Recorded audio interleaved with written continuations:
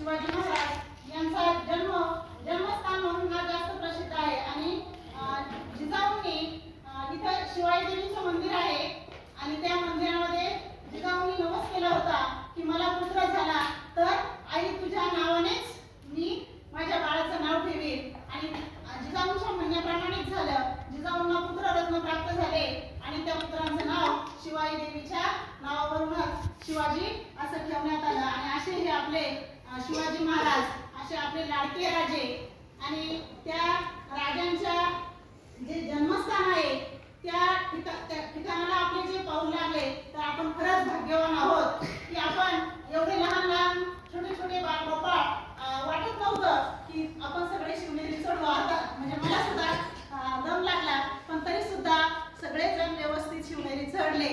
आणि बघा शिवनेरीचं असं एक महत्व आहे की शिवनेरी या किल्ल्याला 7 दरवाजे आहेत।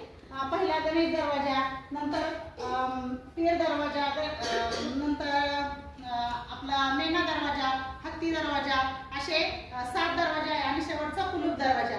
आणि इथे एक अंबरखाना आहे कुलूप दरवाजानंतर। त्या अंबरखाना म्हणजे पूर्वी धान्य साठवून ठेवायचे बघा। धान्याचं कोठा खूप मोठं गोदाम आहे, बघू आपण ते सुद्धा। आणि त्या गोदामामध्ये आता ते थोडंसं पडलेल्या अवस्थेत आहे पण खूप छान आहे आणि तिथं पूर्वीच्या काळी धान्य साठवलेलं जायचं। नंतर इथं ते खराब पाण्याचे ते खंदक आहे आणि इथं त्या मुघल काळातली एक मशीद आहे, ती मशीद समोर दिसते बघा, ती पण आपण बघायला जाणार आहोत। आणि आपण मगाशी शेवटचं आपण म्हटलो की चुकलो आपण, पण तिथं आपण चुकलो नव्हतो तर ते गडाचं शेवटचं टोक होतं त्याला म्हणतात कडेलोट।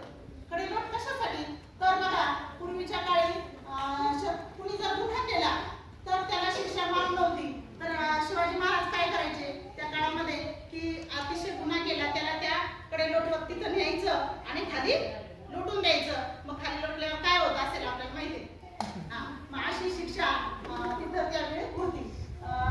असा हा एकदम सुप्रसिद्ध इतिहासातला नावाजलेला किल्ला आज आपण पाहिलेला आहे। आणि जिजाऊंच्या शिवरायांच्या पावनभूमीत आपण आलेलो आहोत। तर सागर भाऊंच्या आणि संतोष अण्णा गोरडे आपले सभापती साहेब अजून सगळे त्यांची टीम यांना मी गोरडे वस्ती शाळा व चौकडी शाळा यातर्फे खूप खूप धन्यवाद देते।